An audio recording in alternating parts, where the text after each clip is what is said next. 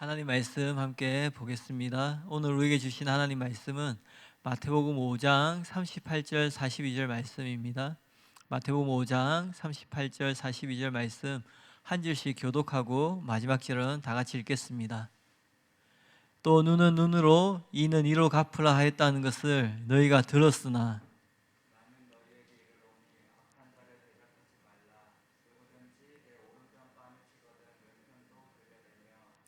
또 너를 고발하여 속옷을 가지고자 하는 자에게는 겉옷까지 가지게 하며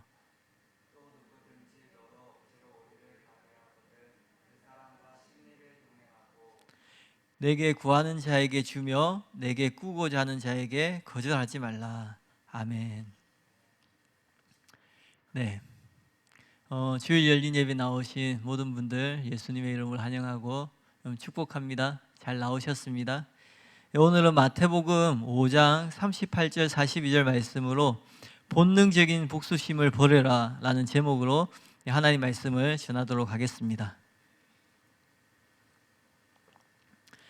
지난주는 동해복수법의 서론을 나누었는데요, 오늘부터 본론입니다. 근데 오늘 본론 중에 38절 39절만 같이 나누도록 하겠습니다. 한번 따라해 보겠습니다. 첫째, 구약의 동해복수법. 먼저 38절이에요. 또 눈은 눈으로 이는 이로 갚으라 하였다는 것을 너희가 들었으나. 이것이 동해복수법입니다. 동해복수법이 뭐냐면 말 그대로 복수하라는 법이에요. 그런데 복수를 할 때 지나치게 하지 말고 정당하게 하도록, 복수를 마음대로 하지 못하도록 정해놓은 법이 동해복수법이에요. 동해라는 말은 똑같은 해를 끼친다는 거예요. 예. 지난주 담임 목사님이 동해 앞바다 아니라고 그렇게 말씀하셨는데요, 똑같은 해만 끼칠 수 있는 거예요. 받은 만큼만 복수를 할 수 있다는 거죠. 동해복수법이 어떤 법인지 조금 이해 가시죠? 이 동해복수법은 출애굽기 21장, 레위기 24장, 신명기 19장 이렇게 세 곳에 기록되어 있습니다. 이 동해복수법의 분명한 의미는 뭐냐면 정의는 보복을 요구한다라는 거예요. 그러니까 정의는 보복을 요구한다. 이것은 긍휼히 여기지 말라라는 말이 그것을 잘 보여주는데요, 신명기 19장 21절에 보면은 내 눈이 긍휼히 여기지 말라. 생명에는 생명으로, 눈에는 눈으로, 이에는 이로, 손에는 손으로, 발에는 발로니라. 다른 사람의 생명을 해했다 그러면 긍휼히 여기지 말고 그 살인자의 생명을 취하라는 거예요. 또 다른 사람의 눈을 멀게 했으면 긍휼히 여기지 말고 그 사람의 눈도 멀게 하라는 거예요. 그러니까 생명은 생명으로, 눈에는 눈으로, 이는 이로 그렇게 말씀하는 거예요. 우리가 생각하는 처벌하고 좀 다른 부분이 있죠. 다른 사람을 해하였으면 긍휼하게 여기지 말고 똑같이 그 사람에게 하라는 것이 동해복수법이에요. 그렇지만 처벌이 범죄와 동등한 수준이 되어야 된다는 거죠. 이것을 라틴어로 탈리오의 법칙이라고 해요. 근데 이 원리는 모세의 율법보다 훨씬 더 오래되었고 널리 알려져 있는 원리예요. 심지어 주전 18세기 함무라비 법전에도 발견되는데 눈에는 눈, 이에는 이 같은 문장이 거기에서 나옵니다. 근데 이 법에 의해서 보복은 입은 상해와 동등한 수준으로 제한을 되는 거예요.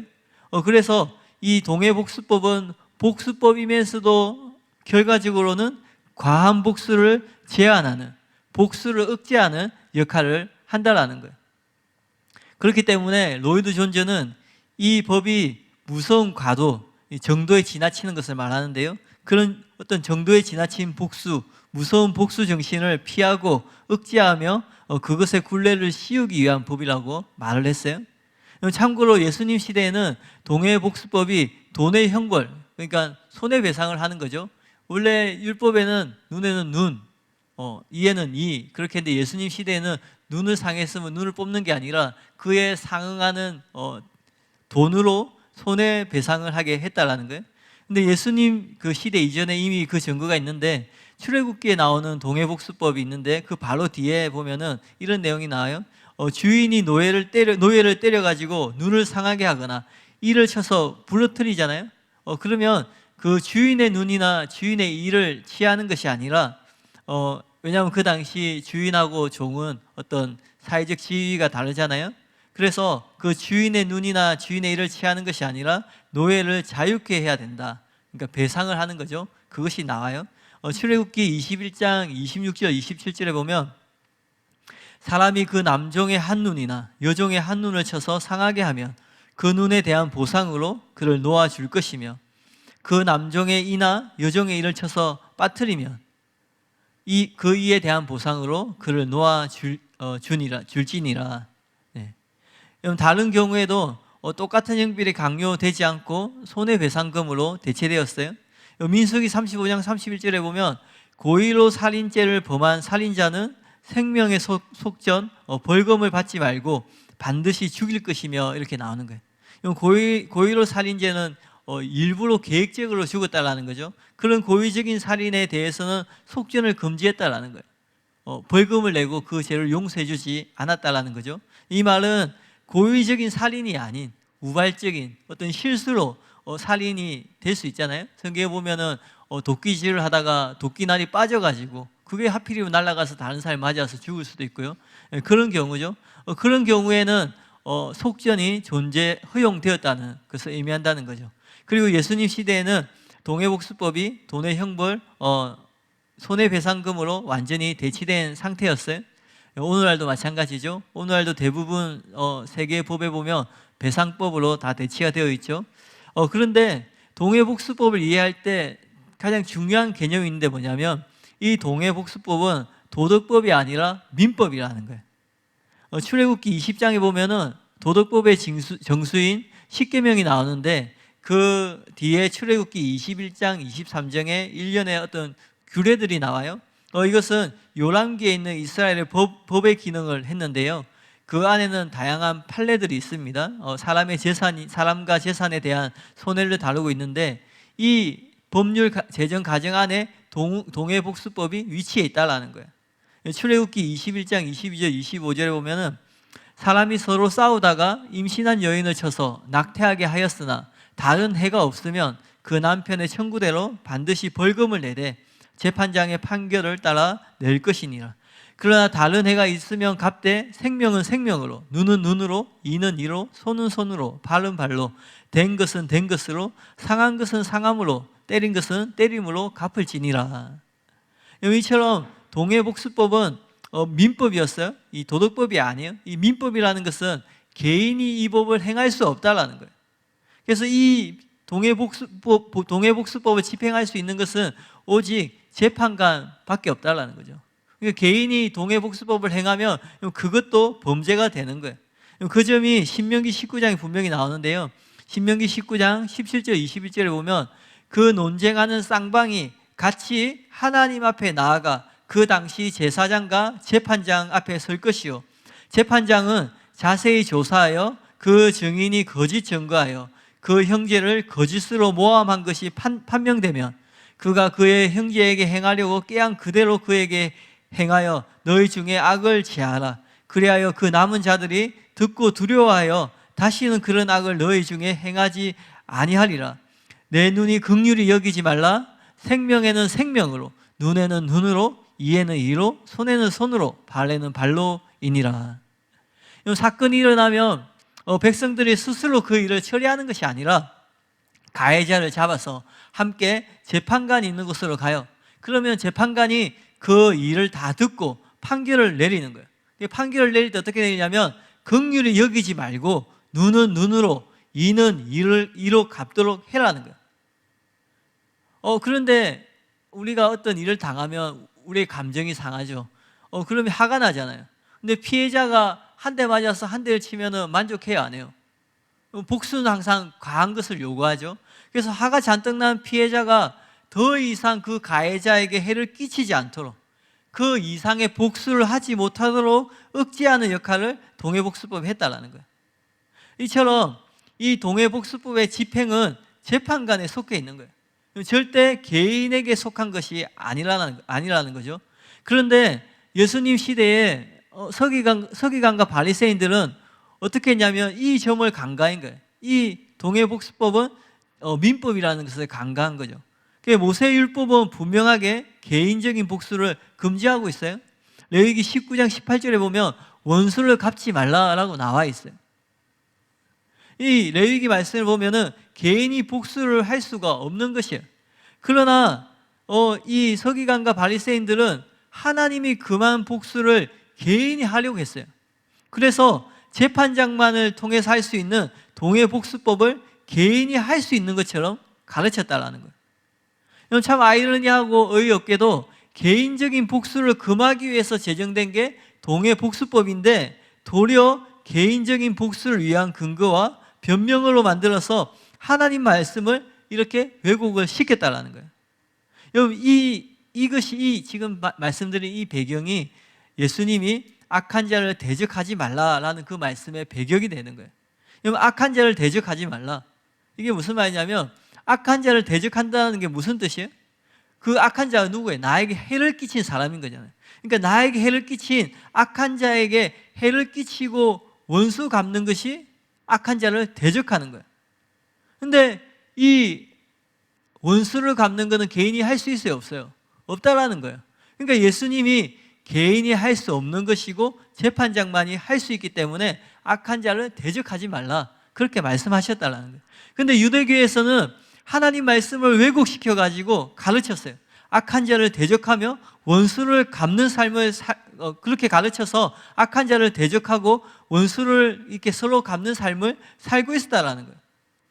이런 개인의 복수가 잘못된 것임을 지금 예수님이 지적하고 있는 거예요. 그래서 하나님의 뜻이 무엇인지 분명히 말씀하고 계시는 거죠. 그러므로 우리는 스스로 복수하려고 하는 그 복수심, 그 마음을 버려야 됩니다. 심판자이신 하나님께 원수 갚는 것을 맡기고 악한 자를 대적하지 말고 도리어 선대해야 돼요. 그렇게 함으로써 선으로 악을 이길 수 있다는 거예요. 이것이 하나님의 뜻이라는 거예요. 그런데 한편 지금까지 설명드린 것은 개인적인 복수에 대한 것이 아니라 공적인 형을 집행하는 부분을 말한 것이에요. 지금까지 설명드린 것은 네.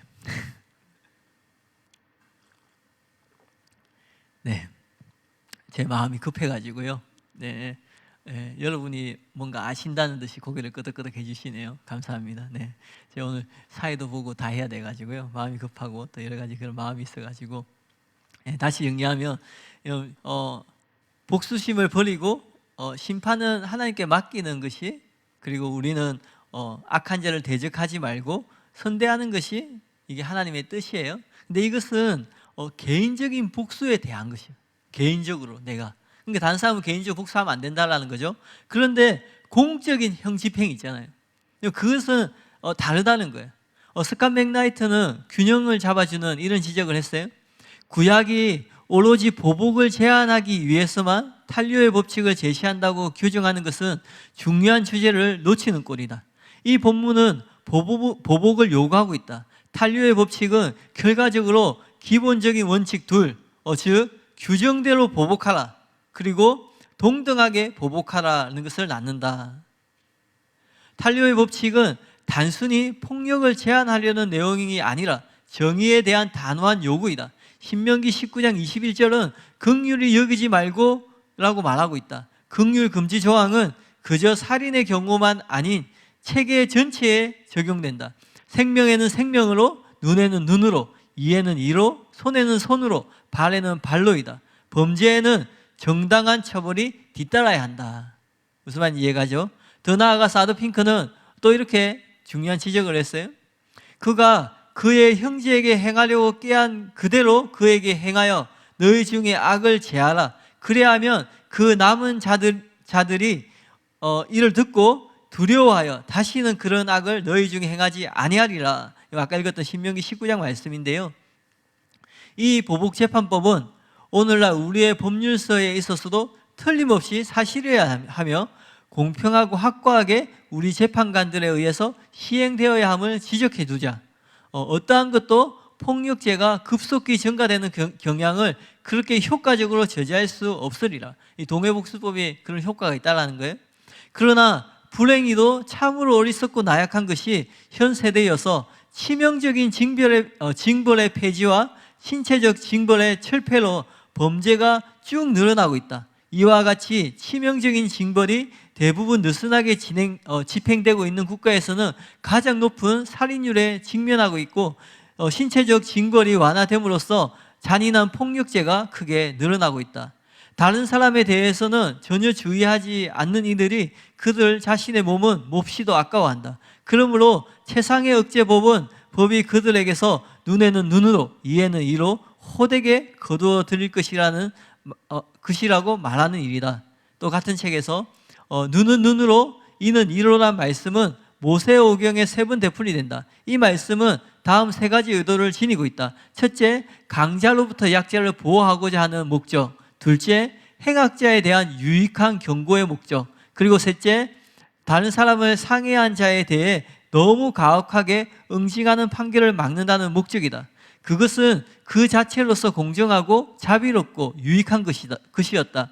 만일 폭행죄를 범한 자에게 신체적인 징벌로 처벌한다는 이 법규의 원칙이 오늘날에도 보편타당하고 엄격하게 시행된다면 이 세상은 좀 더 살기 안전한 장소가 되었을 것이다. 네.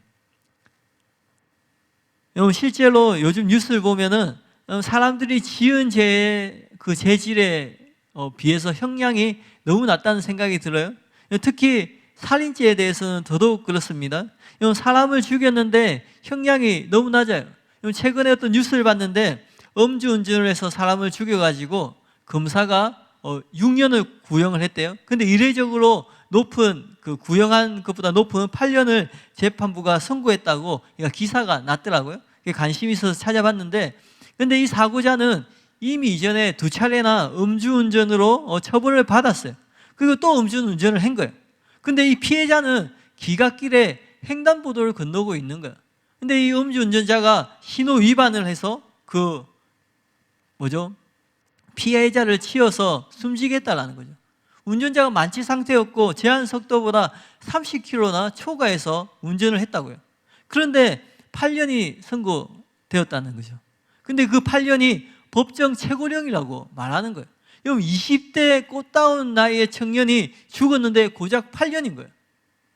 그런데 2018년 12월부터 시행된 윤창호 법에 의하면 최고 무기징역까지 선고가 가능하다고 해요. 하지만 아직까지 그런 사례가 하나도 없다고 해요. 제가 찾아본 바로는 못 찾았는데요. 윤창호법이 음주운전을 막기 위해서 만든 법인데 음주운전에는 실제로 그렇게 적용되고 있지 않다라는 거죠.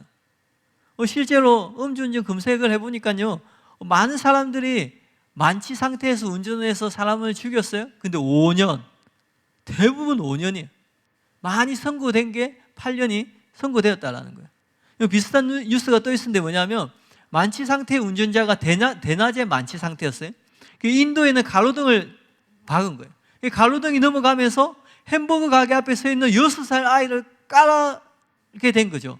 그래서 그 아이가 그 자리에서 이렇게 병원에 옮겨졌는데 숨졌다라는 거예요. 근데 이 운전자도 이미 그 전에 음주운전에 대한 처벌받은 전력이 있는 거예요. 근데 똑같이 8년이 선고된 거예요. 근데 이 두 사건을 보면서 너무 화가 나는 거예요. 왜냐하면 모두 이전에 이미 음주운전에 대한 처벌 전력이 있는 거예요. 그리고 두 피해자는 아무 잘못이 없는 거예요. 뭐 무단 횡단을 했다든지 신호 위반을 했다든지 그런 게 아닌 거예요. 그냥 파란불에 길을 건너고 있었고 그냥 인도에 서 있는 거예요. 음주운전 차량이 와서 덮친 거예요. 누구에게나 일어날 수 있는 사건이라는 거죠. 그런데 법원의 판결을 내리는 걸 보면 너무나 화가 나는 거예요. 양형 기준을 살펴보면 실제로 10년 이상 징역 내리는 게 쉽지 않다고 그렇게 나오더라고요. 음주운전이 잘못된 것이고 그것은 가실이 아니기 때문에 윤창호법이 만들어졌지만 실제로는 형량이 너무 낮게 선고되는 거죠. 그러니까 어떻게 돼요? 음주운전이 근절되지 않는 거예요. 그래서 여러분 항상 차 조심하셔야 돼요. 예. 저희도 아이를 키우고 있는데 항상 조심시켜요. 그리고 제가 밤늦게 혹은 새벽에 집에 갈 때 여기 LPG 주유소 앞에 큰 사거리 있죠. 그 건널 때 저는 항상 이렇게 살피면서 건너요. 파란불 되면 가지 않고 특히 저 오금역에서 부앙 오고 있는 차가 혹시나 있을까 봐 이렇게 보면서 예, 그 새벽에 갈 때 그렇게 건너거든요. 담임 목사님이 종종 언급하는 것처럼 방어 운전하시고 또 늘 조심하시길 바랍니다. 예, 음주운전뿐만 아니라 다른 범죄도 마찬가지예요. 재질에 비해서 형벌이 낮으니까 사람들이 더 쉽게 범죄하는 거예요. 예. 그래서 그냥 무조건 사형 제도를 억제하고 없애는 것이 능사가 아니라는 거예요. 사람을 죽였는데 고작 몇십 년 선고받는 거예요. 그리고는 반성한다 하고 그 교도소에서 좀 이렇게 모범수를 지내면 그게 또 줄어드는 거예요. 그러니까 정의가 공의가 제대로 실현되지 않는다라는 거죠.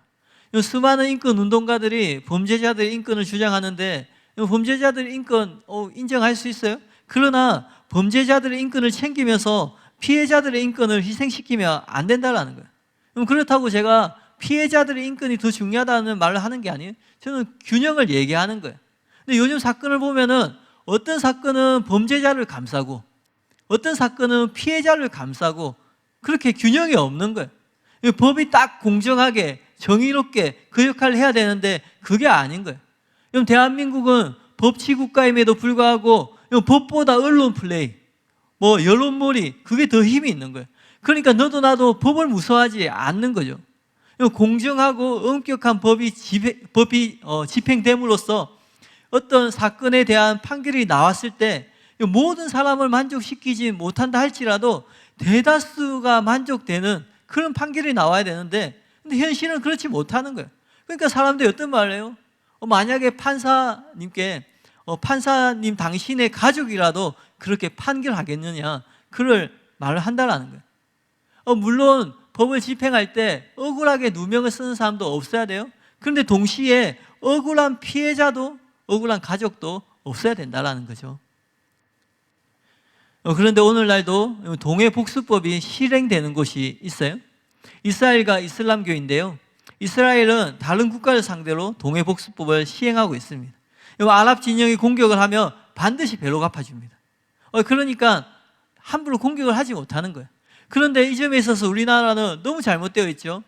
이거 아무것도 아닌 정말 무너지기 직전 어떤 조폭 같은 국가인 북한이 걸핏하면 도발을 일삼습니다. 북한이 도발을 해서 우리나라 국민이 피해를 입었어요. 그러면 우리나라 정부는 북한에 반격을 하고 우리 국민을 보호해야 되는데 오히려 북한 편에 들어서 북한을 변론하는 거예요. 이번은 어떤 조항에 어긴 것이 아니다. 이거는 이런 거였다. 그렇게 얘기하는 거예요. 북한이 무슨 변명을 하기 전에 우리나라 정부가 먼저 변명을 하는 거죠. 그러니까 이게 대한민국 정부인지 김정은의 정부인지 모르겠다는 말이 나오는 거예요. 그리고 이슬람교 해교법에도 동해복수법이 적용이 되는데요. 이 해교법은 국민들 상대로 시행하고 있어요. 해교법은 허용할 수 있는 최고의 형벌을 구체적으로 적시하고 피해자가 형벌을 포기하거나 또 살인의 경우 그 상속인이 대신 위자료를 요구하지 않는 한 문자 그대로 시행을 합니다. 특히 사우디아라비아는 도둑질한 자의 손을 자르는 체형을 한다고 해요. 이것도 무섭죠. 그래서 가끔 이렇게 인터넷에 보면 어린아이가 도둑질했는데 그 손목을 막 자른다는 그런 것들이 있죠. 어쨌든 그렇게 해서 실제로 도둑이 거의 없다고 이야기를 해요. 그렇다고 우리나라도 동해복수법을 시행하자는 것이 아니에요. 또 아까 말했던 그 사우디아라비아에서 하는 그런 것들이 무조건 옳다 그렇게 해야 된다 그런 말을 하는 것이 아니에요. 그러나 적어도 동해복수법처럼 사람들이 두려움 느낄 수 있을 정도로 형량을 높여야 된다는 거죠. 그래야지 범죄가 줄어들 수 있다는 거예요.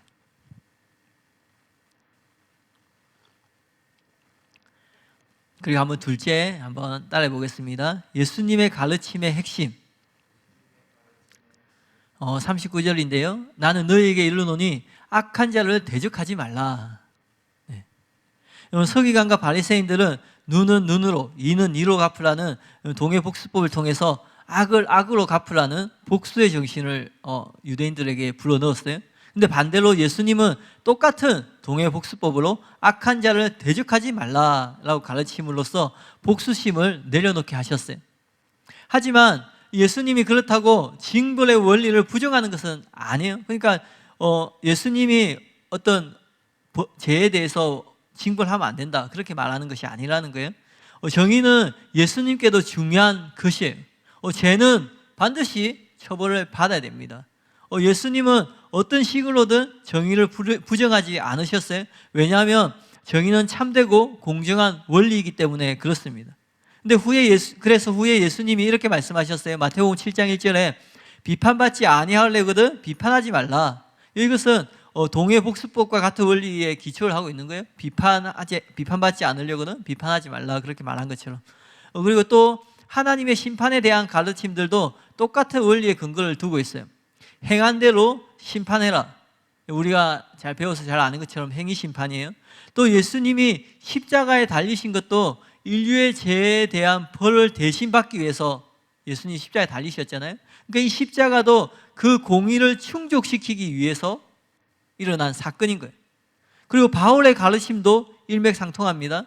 그 로마서에서 하나님께서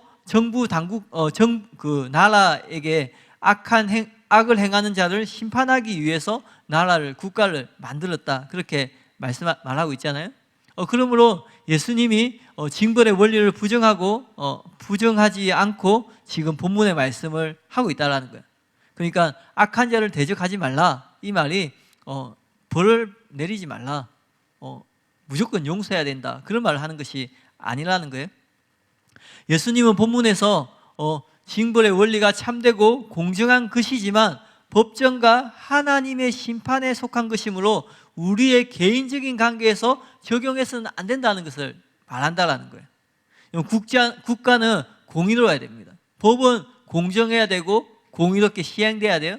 그런데 우리가 개인적인 삶 가운데에서는 악한 자를 대적하지 말라는 거예요. 실제로 긍휼히 여기지 말라는 동해복수법에 대한 세 선구가 있는데 이 세 선구 모두 법정에서의 공의를 다루는 내용이에요. 근데 이와 반대되는 말이 있는데요. 그는 법정에서 다루는 것이 아니라 사적인 태도를 말하는 거예요.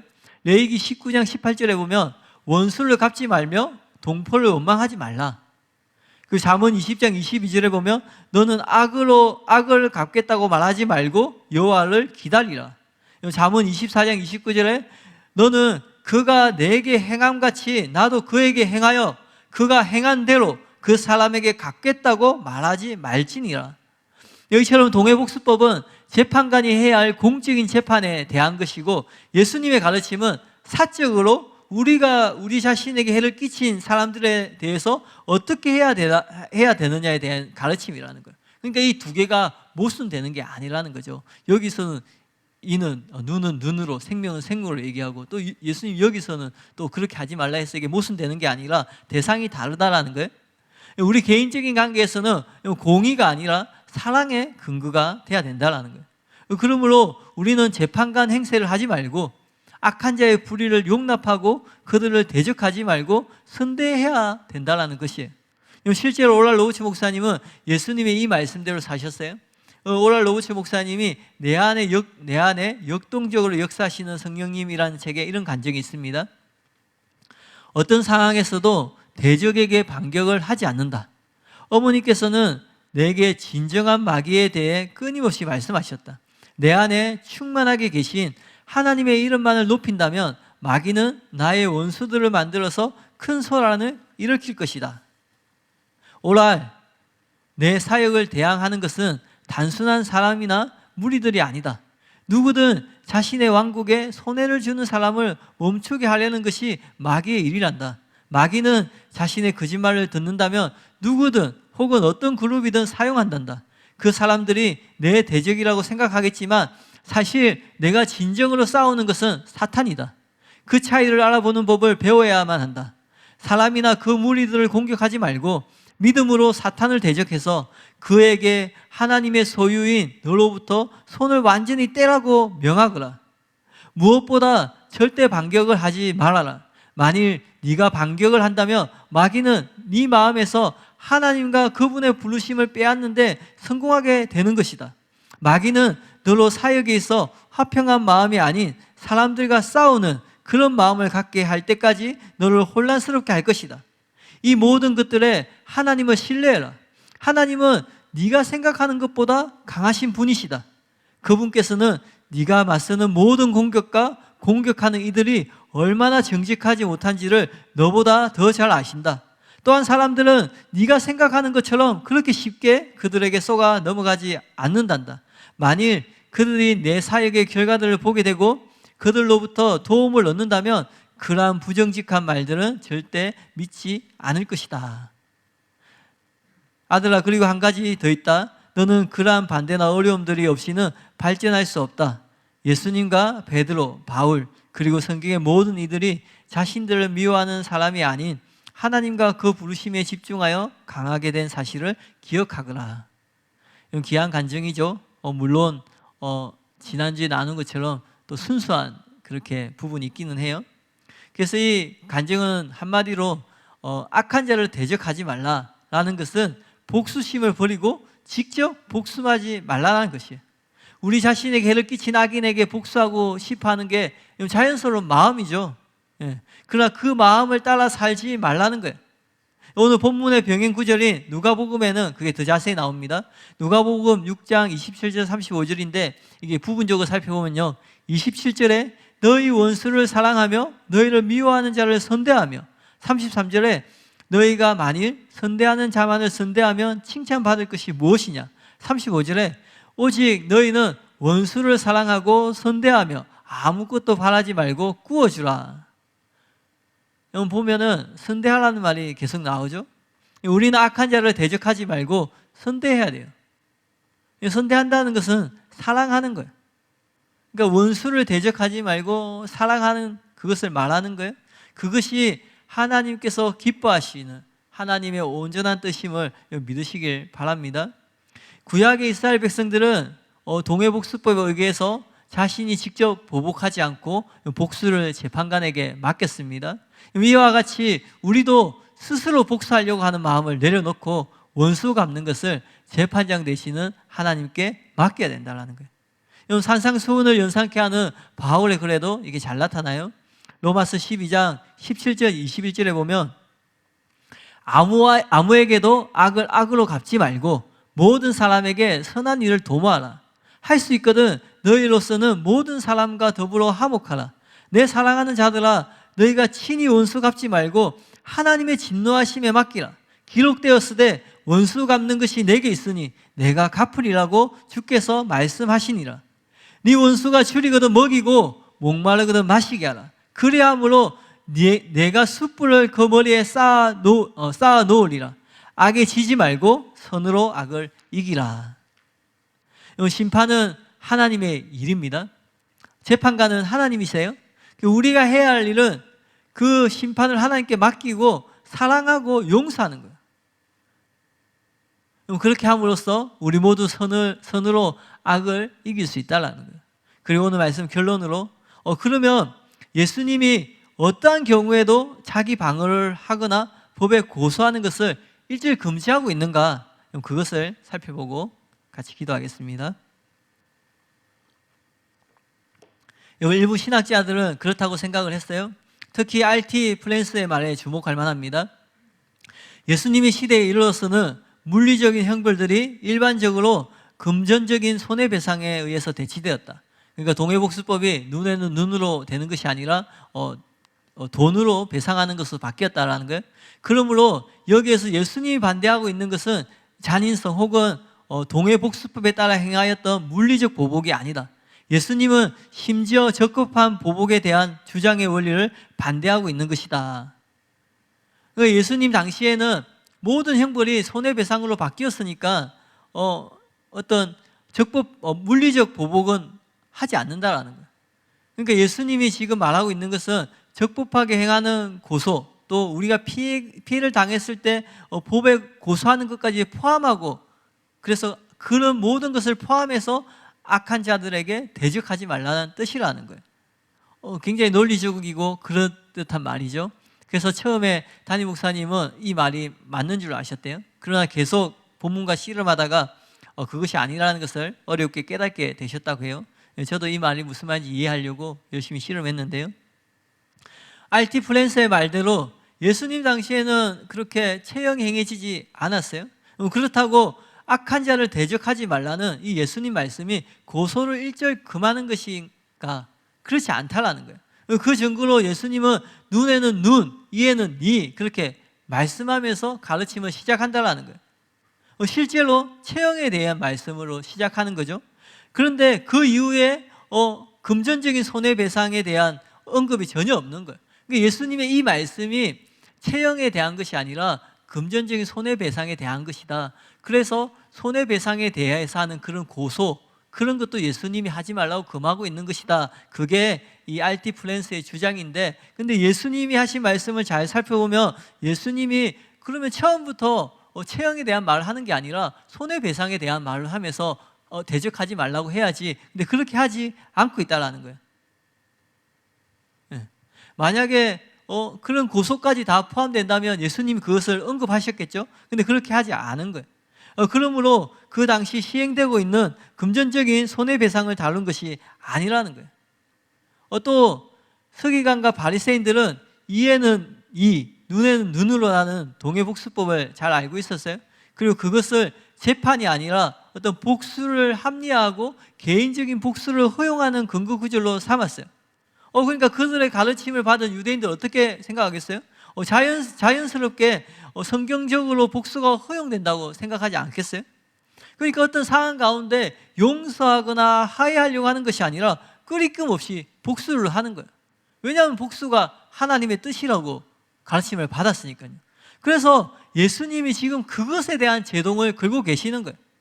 예수님은 결코 정당한 자기 방어, 법적인 권리를 부인하는 것이 아니라는 거죠. 그 증거로 예수님은 악한 자를 대적하지 말라 하고 뒤에 비교적 약한 예를 들고 있어요. 오늘 본문을 한 번 더 살펴보면요. 마태복음 5장 39절 42절에 보면 악한 자를 대적하지 말라. 그러면서 뒤에 뭐라고 얘기해요? 네 오른편 뺨을 치거든 이라고 얘기를 하는 거예요. 원래 동해복수법 뭐예요? 눈에는 눈, 생명에는 생명, 이에는 이 그렇게 얘기하잖아요. 그러면은 누가 네 이를 뽑거든 아니면 네 눈을 상하게 하거든 그렇게 얘기해야 되는데 예수님 그런 얘기를 하지 않는 거예요. 40절에 보면 너를 고발하여 속옷을 가지고자 하는 자에게 라고 얘기를 하는 거예요. 이 고발하여라는 말 때문에 아까 알티플랜스가 법정에 고소하는 것도 하지 않는다라고 그렇게 얘기하는데 이건 그렇지 않습니다. 이거는 다음 주에 같이 나눌 텐데요. 그러니까 지금 고발하는 사람이 막 우리의 전 재산을 놀리는 게 아닌 거예요. 무슨 말인지 이해가시죠? 그냥 속옷을 가지려고 하는 거예요. 또 41절에 보면 억지로 오리를 가게 하거든. 그 오리를 억지 가게 하는 거야. 그리고는 이제 42절에 내가 구하는 자에게 주며 내게 꾸고자 하는 자에게 거절하지 말라 그렇게 나오는 거예요. 동해복수법에 나오는 눈은 눈으로, 이는 이로라는 말과 비교하면은 지금 예수님이 열거하는 것은 아주 사소한 것들인 거죠. 그러니까 예수님은 실제로 우리에게 요구하고 있는 것은 이걸 요구하는 거예요. 지금 예수님은 38절에 동해복수법을 다루고 있어요. 너희가 눈에는 눈, 이에는 이라고 들었으니라고 얘기하면서 그렇게 다루고 계시죠. 근데 진짜 예수님이 다루시고자 하는 것은 동해복수법 그 자체가 아니라는 거예요. 예수님이 지금 다루고 있는 것은 무엇이냐면 동해복수법의 잘못된 가르침을 다루시고자 하는 거예요. 유대교의 잘못된 동해복수법의 가르침이 뭐였어요? 동해복수법은 복수하는 법이지만 그 목적이 복수를 억제하는 법이었죠. 그리고 이것은 민법이에요. 그래서 개인이 시행할 수 없는 것이에요. 그런데 유대인들은 어처구니 없게 동해복수법을 왜곡시켜가지고 개인이 복수할 수 있는 것처럼 그렇게 만들었다라는 거예요. 그래서 유대인들은 개인이 복수를 할 수 있다고 믿는 거예요. 그렇게 배웠으니까. 그래서 복수가 합법적이고 당연한 것으로 여기는 거예요. 그러니까 일상 가운데에서 실제로 복수를 행하면서 살아가는 거예요. 방금 예수님 열간 것처럼 아주 사소한 것들. 그리고 누가 자기에게 조금이라도 해를 끼치면 어떻게 해요? 갚아주는 거예요. 그런 삶을 살고 있는 거죠. 그래서 예수님이 지금 동해복수법을 다루고 계시지만 진짜 동해복수법이 눈에는 눈, 이에는 이 그런 것을 인용하는 것이 아니라 실제로 유대인들이 일상 가운데 일어나고 있는 사소한 것들을 다루는 거예요. 오른밤을 맞는 것, 고발하여서 속옷을 가지고 가려고 하는 것, 억지로 오리를 가고자 하는 것, 그런 것을 예를 들어서 지금 예수님이 말씀하고 있다라는 거죠. 예수님 당시 구약의 동해복수법이 그대로 행해지지 않고 모든 배상법으로 바뀌어가지고 실제로는 눈에는 눈, 이에는 이 그렇게 체형이 집행되지 않았습니다. 그러니까 눈에는 눈, 이에는 이 그렇게 복수하는 삶을 살지 않고 있다라는 거죠, 유대인들이. 그런데 유대인들 마음에는 복수심을 안고 살아가고 있는 거예요. 복수심을 가지고 살아가는 거 있는 거예요. 그리고는 복수하는 것이 하나님의 뜻이라고 생각하는 거죠. 근데 그게 하나님의 뜻이 아니라고 예수님이 말씀하는 거예요. 그러니까 다른 산상수훈하고 같은 맥락에 있는 거예요. 유대인들이 뭐라고 생각했어요? 나는 간음 안 했으니까, 나는 살인 안 했으니까 괜찮아 얘기하죠. 근데 예수님 뭐라고 하세요? 마음의 음욕을 품는 것도, 다른 사람에게 노하는 것도, 화를 내는 것도 그렇게 사는 것이 잘못된 것이다. 근데 유대인들은 음욕을 품고 살고 있으면서 다른 사람에게 분내고 화내고 있으면서 괜찮아 왜 간음 안 했으니까, 난 사람 안 죽였으니까 그렇게 생각했다라는 거예요. 그러니까 이 동해복수법도 똑같은 거예요. 그러니까 복수심을 버리고 원수 갚는 것을 하나님께 맡기고 그렇게 사는 것이 하나님의 뜻인데, 유대인들은 나는 눈이 상했지만 내 상대편의 눈을 상하게 하지 않았어. 내가 이가 부러졌지만 상대편의 이를 부러뜨리지 않았어. 나는 그렇게 안 살아. 그런데 마음속에 어떻게 해요? 늘 복수하는 마음으로, 아주 사소한 것도 복수하려고 하는 그런 마음으로 살고 있었다라는 거예요. 그러니까 사랑하는 성도 여러분, 하나님의 뜻은 그 복수심을 버리고 원수 갚는 것을 하나님께 맡기라는 거예요. 그렇다고 해서 R.T. 프랜스의 말대로 자기 보호를 하지 말라는 뜻도 아니에요. 고소는 무조건 하지 말라는 그런 말이 아니에요. 심각한 범죄는 고소해야 되죠. 그럼 정의도 하나님께서 원하시는 것이에요. 심각한 범죄는 법적인 책임을 물어야 된다는 거예요. 그런데 미워하지 않고 용서할 필요가 있을 때 그렇게 하는 거예요. 그렇게 하지만 법적인 책임을 물어야 하는 것은 또 물어야 된다는 거죠. 그것이 잘못된 것이 아니라는 거예요. 그러나 일상의 삶 가운데, 우리가 살아가는 그 삶 가운데 복수심을 버리라는 거예요. 복수심을 버리고 용서하려고 하고 화해하려고 하고 선대하려고 하고 그렇게 하라는 거예요. 그렇게 함으로써 선으로 악을 이기는 삶을 살아라는 거죠. 예수님이 원하시는 삶이, 하나님 원하시는 삶이 이런 삶이라는 것을 좀 기억하시고 믿으시길 바랍니다. 여러분 오늘 말씀 들으면서 어떠셨나요? 제가 잘 설명을 했는지 모르겠는데 저는 담임 목사님 지난주 말씀 들으면서 진짜 이렇게 큰 자유함을 경험했습니다. 성경에 보면 진리를 알지니 진리가 너희를 자유롭게 하리라, 그런 말씀이 있잖아요. 또 이 말씀이 이 뜻인지 아닌지 알 수가 없는데 어쨌든 그런 자유함을 경험했어요. 뭐냐면 심판은 재판관 대신 하나님께 맡기라. 그리고 우리는 우리가 해야 되는 일, 사랑을 행하자. 이것이 선으로 악을 이기는 삶이다. 저는 늘 선으로 악을 이기는 방법이 궁금했어요. 근데 이렇게 간단한 거예요. 제가 간단하다고 말씀드리는 것은 뭐냐면 저도 지킬 수 있겠다라는 거예요. 저는 늘 선으로 악을 이기라는 말은 굉장히 어떤 선을 베풀고 뭐 그런 걸 생각했는데 그런 게 아니라는 거죠. 심판을 하나님께 맡기고 그리고 내가 할 수 있는 사랑을 행하는 거예요. 이 사랑도 여러분 아시죠? 각자의 분량대로 다릅니다. 하나님께서 다른 사람과 비교하여서 너 왜 이것밖에 사랑을 못해? 그렇게 하지 않는다는 거예요. 어떤 사람은 큰 사랑을 받은 사람이 있고 어떤 사람은 또 상대적으로 적은 사랑을 받는 사람이 있어요. 그러니까 나의 그 사랑의 분량대로 내 사랑을 행하면 된다는 거예요. 이게 무슨 말이에요?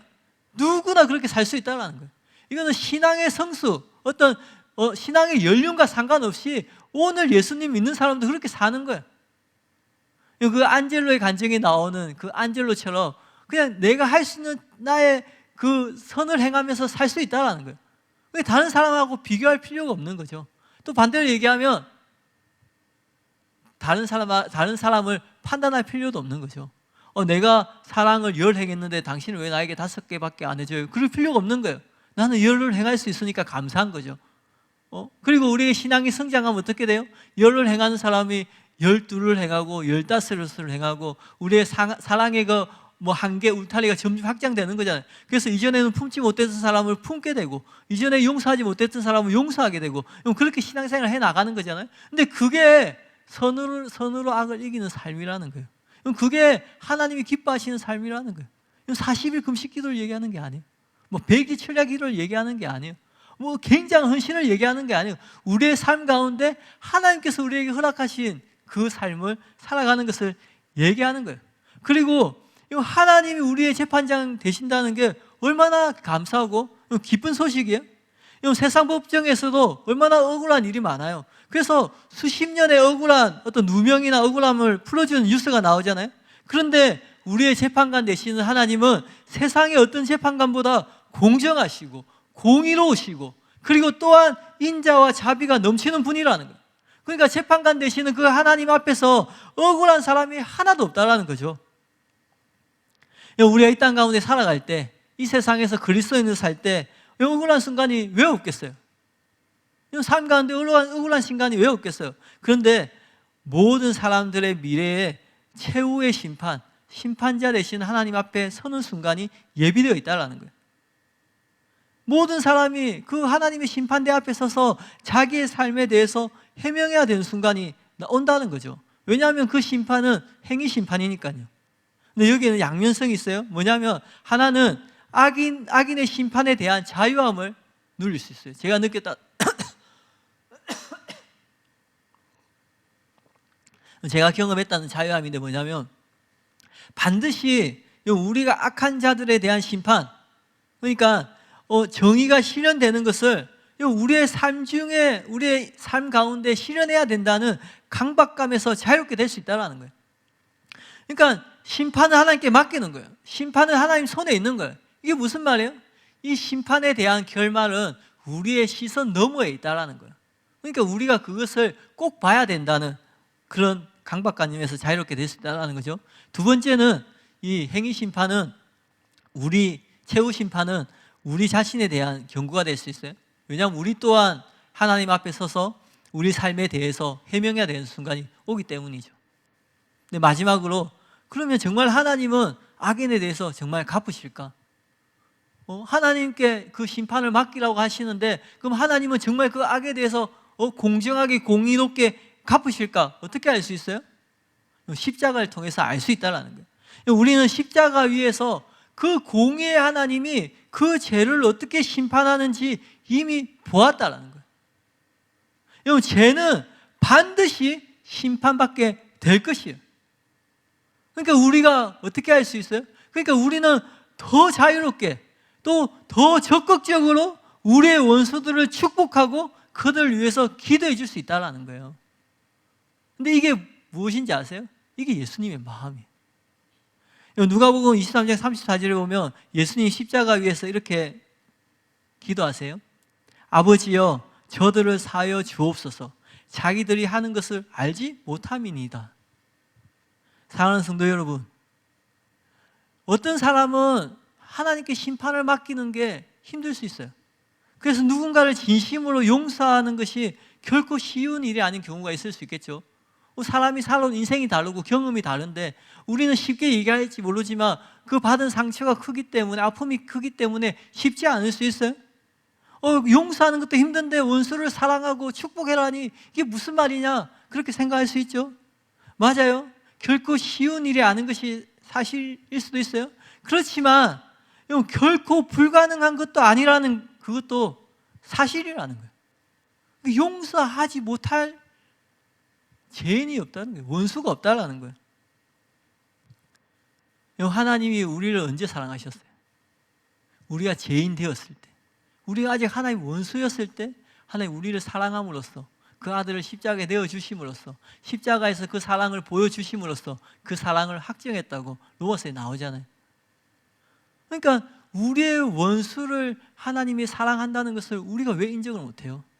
그리고 우리 원수를 내가 용서하고 사랑할 수 있다는 것을 우리는 할 수 있다는 거예요.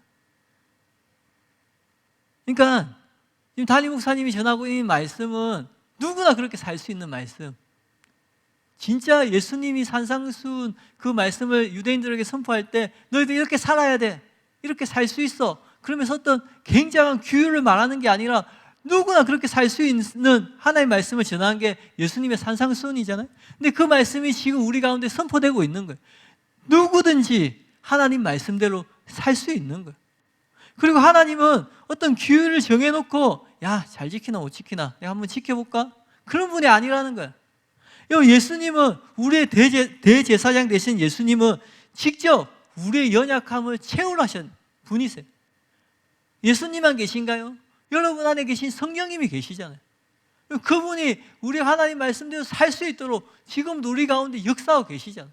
그러니까 누구든지 모든 사람이 그렇게 살 수 있다는 거예요. 따라서 심판은 재판관 되시는 하나님께 맡기시고 일상 가운데 아주 사소한 것이라도 복수하고자 하는 그 마음 버리시고, 저 운전할 때마다 그 마음을 버리는데요, 운전할 때마다 화가 났다가도 버리고 화가 났다가 버리고 양보하려고 하고 그렇게 하려고 하는데, 일상 가운데서 아주 사소한 것이라도 그 복수하려고 하는 마음을 버리고 사랑을 행하고 화해하면서 용서하는 삶을 살아가는, 그래서 하나님께서 기뻐하시고 하나님께서 원하시는 삶을 사는 저와 여러분이 되시기를 진심으로 바랍니다. 우리 시간에 들은 말씀을 생각하면서 같이 기도하겠습니다.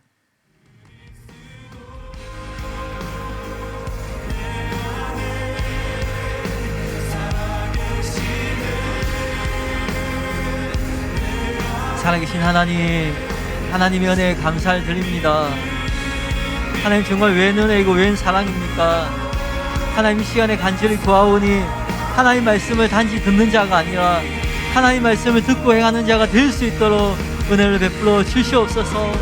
하나님 저희에게 귀한 담임 목사님을 허락하셔서 매주마다 진리의 말씀을 들을 수 있는 은혜를 주심을 감사합니다. 하나님 진리를 밝히 보여주셔서 저 같은 사람도 하나님 말씀대로 살아갈 수 있는 희망과 소망을 주시고 실제로 말씀대로 살 수 있도록 은혜를 베풀어 주시니 하나님 진심으로 감사를 드립니다. 하나님 이 시간에 제 안에 있는 복수심을 내려놓습니다.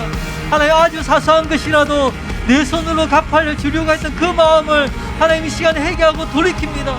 하나님 나의 삶을 돌아보며 나의 지난 시간들을 돌아보며 하나님 내가 갚으려고 하였던 그 악한 마음, 하나님 내가 재판관이 되려고 했던 그 하나님 교만한 마음을 이 시간에 버리고 돌이킵니다. 하나님 은혜를 베풀어 주시옵소서. 심판은 하나님께 속한 것임을 이 시간에 고백합니다. 하나님께서 우리의 심판자가 되어주시니 얼마나 감사하고 얼마나 복된 소식입니까? 심판자 되신 하나님을 신뢰하고 의지합니다. 그래서 내가 원했던 복수심을 내려놓고 하나님께서 원하시는 사랑을 행할 수 있도록 은혜를 베풀어 주시옵소서. 하나님 이 또한 이것도 나의 힘으로 나의 의지로 할 수 없사오니 성령님 이 시간에 충만하게 임하여 주시옵소서. 하나님 말씀대로 하나님의 뜻대로 살아갈 수 있도록 하나님 이 시간 은혜를 베풀어 주시옵소서.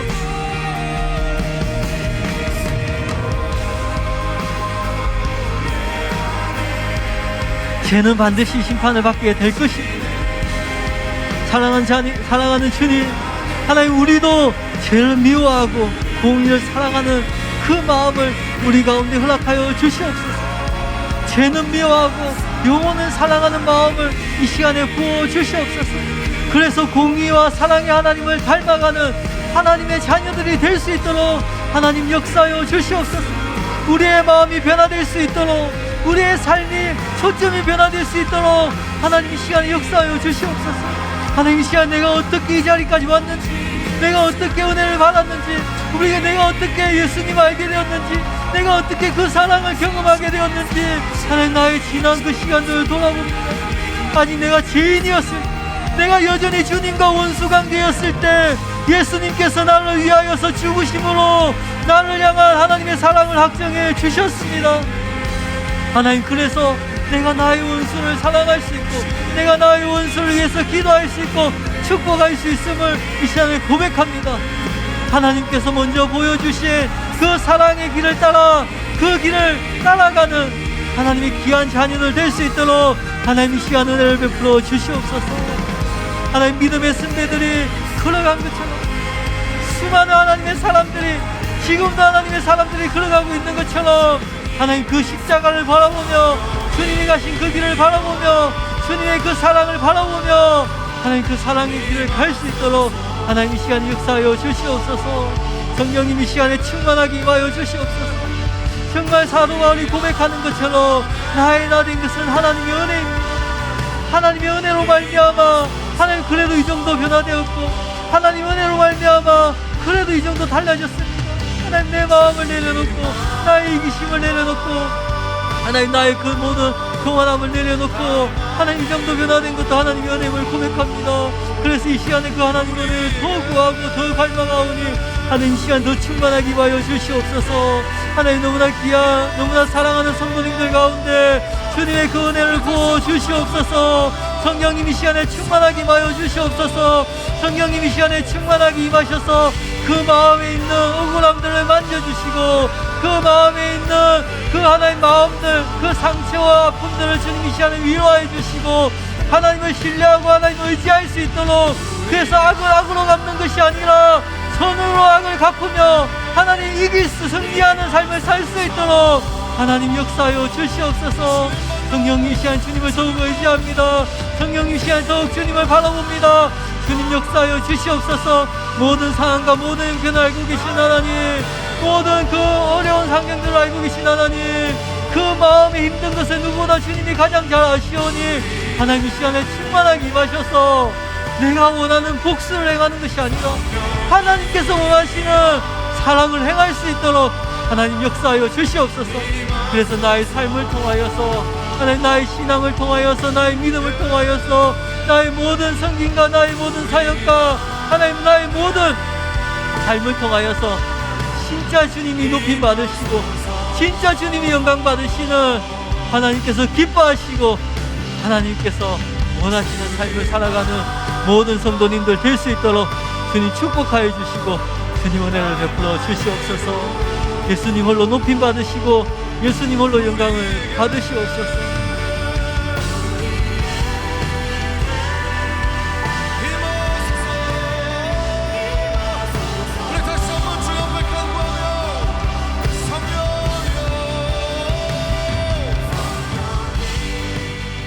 이 모든 말씀을 살아계신 예수님의 이름으로 기도하였습니다.